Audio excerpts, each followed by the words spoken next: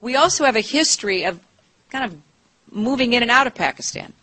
I mean, let's remember here, the people we are fighting today, we funded 20 years ago. And we went to work. And it was President Reagan, in partnership with the Congress, led by Democrats, who said, you know what, sounds like a pretty good idea.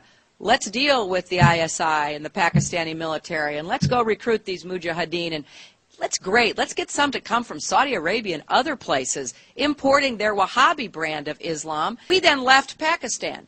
We said, okay, fine, you deal with the stingers that we've left all over your country. You deal with the mines that are along the border. And by the way, we don't want to have anything to do with you. In fact, we're sanctioning you. So we stopped dealing with the Pakistani military and with ISI, and we now are making up for a lot of lost time. This comes as the rebels step up their assault on government forces. Saturday saw the first insurgent attack from the sea, a day after a suicide bombing killed at least 9 people in the capital. Russia says the opposition is seeking to scuttle the UN-brokered ceasefire as the world body steps up its observer mission to Syria. Let's now get some more reaction from Franken Lam, a director of the NGO Americans Concerned for Middle East Peace, joining us now live from Beirut. Thank you for coming on RT today. The latest shipment of smuggled weapons intercepted by Lebanon. I mean, most will say it highlights a long-running issue here. Is it high time, do you think, for an international arms embargo on Syria? Very interesting question. And this latest seizure of arms may be a major development in this uprising in Syria and what lies ahead. For this reason, there is now an eyewitness today, Hassan Diab, who saw that ship, the Luftwaffe 2, flying a Sierra Leone flag, loaded in Benghazi.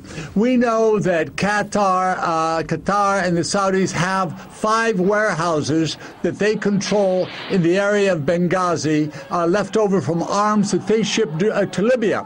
The great suspicion is that these are arms that were left over from Libya. Should be 15 containers, but it turned out there were only, in fact, 3 that were filled with 150 tons of weapons. That ship went from Tripoli to Turkey, back to down to Egypt, and then to Libya, then to Tripoli, on the way to Tripoli, Lebanon, when it was seized. But what is remarkable about that adventure is that the Americans almost surely knew about it. NATO did. UNIFIL has been in the hot seat repeatedly in Lebanon for appearing too biased in favor of Israel. They did not stop that ship. It seems very clear that with all the differences, and we could name 20 or more between the situation in Libya and the situation in Syria, the fundamental pillar of regime change is identical. This ship clearly headed for the so-called Free Syrian Army, as other shipments have come from Lebanon into Syria. The design is regime change. Who's got to answer now is Washington, and certainly Brussels with NATO, what they know about that ship. 5 warehouses of Libyan weapons left in Benghazi. 1 shipment of these weapons is essentially, right, as you say, allowed to try and get through. This is the latest development of what seems like a NATO plan or indirect NATO plan for regime change, and also designed, I think, to undermine the Kofi Annan 6-point plan. First, the Americans said, we've got to have a ceasefire, we've got to have a ceasefire. They wanted a ceasefire to give the rebels, the opposition, time to get armed, to get funded, to get organized. Now they don't want a ceasefire, and they're thwarting this plan. Well, you raised the issue of Kofi Annan's 6-stage peace plan, also the UN bolstering its observer mission going on there in Syria. But certainly, as you're saying, with NATO being aware of this weapons shipment trying to get its way to Syria, Lebanon intercepts it, though. Some experts argue that the US and its allies are seeking to remove Assad, as you were saying a moment ago, only in order really to weaken Syria's key ally of Iran. How much do you read into that?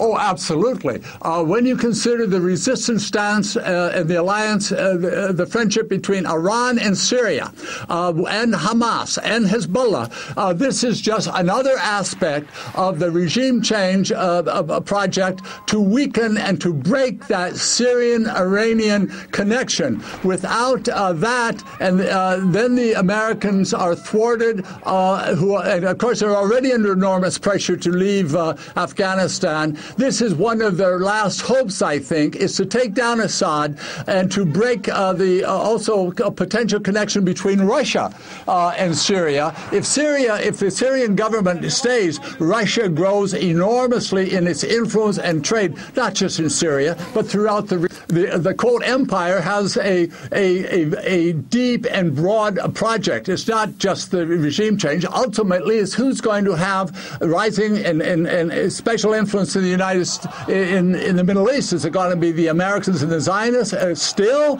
or with all the defeats they've suffered recently, is it going to be a new group, the Russians? Are they going to come in, and certainly the Iranians, and have enormous influence in that region? So the strategic, geopolitical aspects of this is enormous. And this boat, this ship, if we follow where the facts lead in the coming days, I think there's going to be a remarkable result in investigation of exactly what's going on.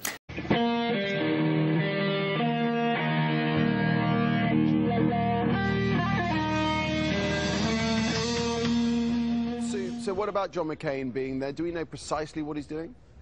Yes, well, he tells me that he's come really to assess the situation on the ground. It's not the first time he's been in Libya. He was here 18 months ago, but he didn't actually come to Benghazi that time. He came to Tripoli, and he came to talk to Colonel Muammar Gaddafi. This time a very different scenario, a very different situation on the ground here. As you say, he is the most hawkish of the senators in the Armed Services Committee in the States, and he is very much was pushing for action to be taken here by the US weeks before the UN Security Council decided to enforce a no-fly zone here. I caught up with him this morning before he set to work on all the different meetings that he has scheduled here. I was wanting to ask him who he was meeting, but also I was wanting to question him on the many rumours and concerns amongst his own committee members about exactly who makes up the opposition here, and whether or not there are any members of more extremist Islamic groups, particularly Al-Qaeda. Why did you come here to Benghazi? I just obviously came here to get an on-ground assessment of the situation, and we'll be doing a press thing later on this afternoon. Okay, and are you meeting the National Council this morning? Yes, we're meeting with a council, we're meeting with the military, we're meeting with lots of people. Are you concerned about the people that are actually fighting for the opposition here? Any worries about them? Fighting for the opposition? They're my heroes. He has very much wanted to back the anti-government forces, and he backs actually sending in arms to them. Of course, on the other side, Secretary of State Hillary Clinton has only just been saying that that isn't the case, that they are going to send equipment, but that equipment is going to be non-lethal. That's kind of boots for soldiers, uniforms, and better communication equipment. But of course the United States had pulled back their aircraft commitment, if you like, but it now seems that drones are going to be sent in. Yes, these drones, I believe, at the moment are not for actual airstrikes, but more for surveillance. They have a much better propensity to be able to take lower shots, to be able to fly much lower, which means they can get a much more detailed picture of where the Gaddafi forces are putting their armoury and their troops. As we know, they're now using pickups much like the anti-government forces to drive around. It's very difficult to differentiate the two sides sometimes. Well, these drones can fly much lower and get a more specific picture. Whether indeed they are eventually used for airstrikes, we don't know at the moment, but that's their role as it stands. Ties between the United States and Libya have taken a remarkable and positive turn in recent years. So do you see what I mean about amnesia? Just 2 years ago, McCain was all about giving weapons to Gaddafi, the same guy who we blame today for having American blood on his hands. Not to mention, he was okay with the Lockerbie bomber being released back in 2009, but what, like he didn't have blood on his hands 2 years ago? So McCain goes from BFF with the dictator to hating on him. Why must we go through this time and time again? We need to either start choosing friends better, or, since we're obviously really bad at that, stop being the world's arms dealer because we always end up selling them to our future enemy that we end up spending money and lives on fighting against. But back to McCain individually. Ladies and gentlemen, this is just the latest hypocrisy coming out of this former presidential candidate. And as for his contradictory approach to Libya and Gaddafi, John McCain is tonight's Tool Time winner. It's not about justice, it's not about agenda, it's not about mobilizing people, it's about dialing for corporate dollars. These two parties have sold the U.S. government and the American people to the highest bidders.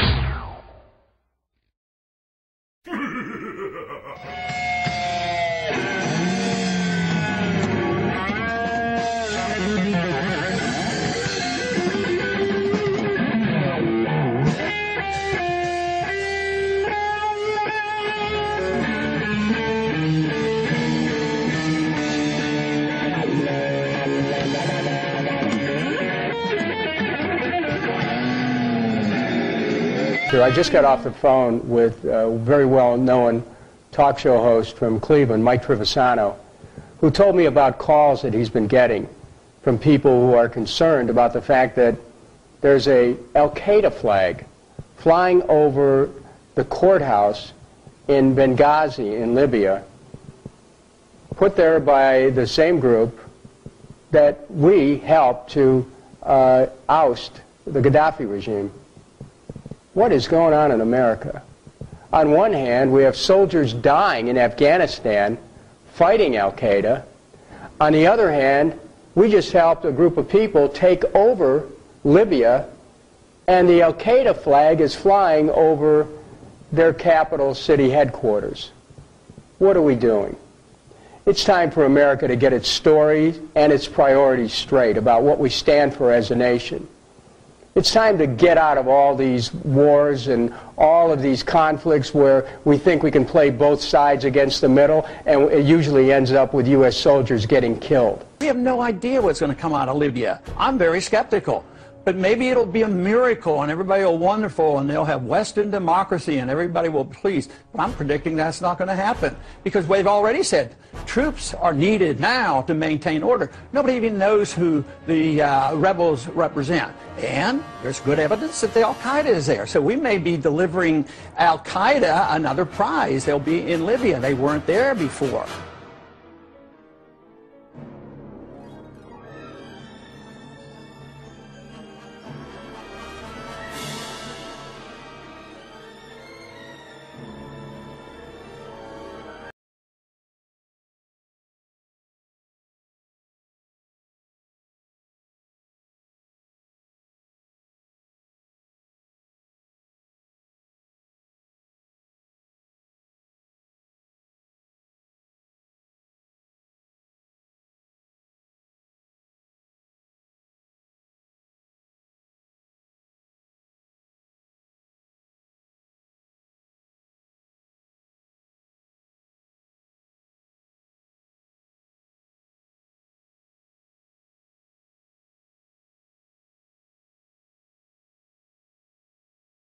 Player are the Saudis, of course, and Bandar. What I was writing about was a sort of a private agreement that was made between the White House. We're talking about Dick Cheney and Elliot Abrams, who's one of the key aides in the White House, with Bandar. And the idea was to get support, covert support, money from the Saudis to support various hardline jihadist Sunni groups.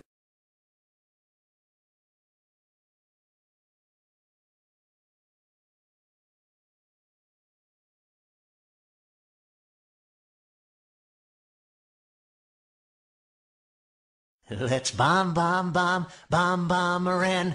Bomb, bomb, bomb, bomb, bomb Iran. Just like Japan, or it'd be grand.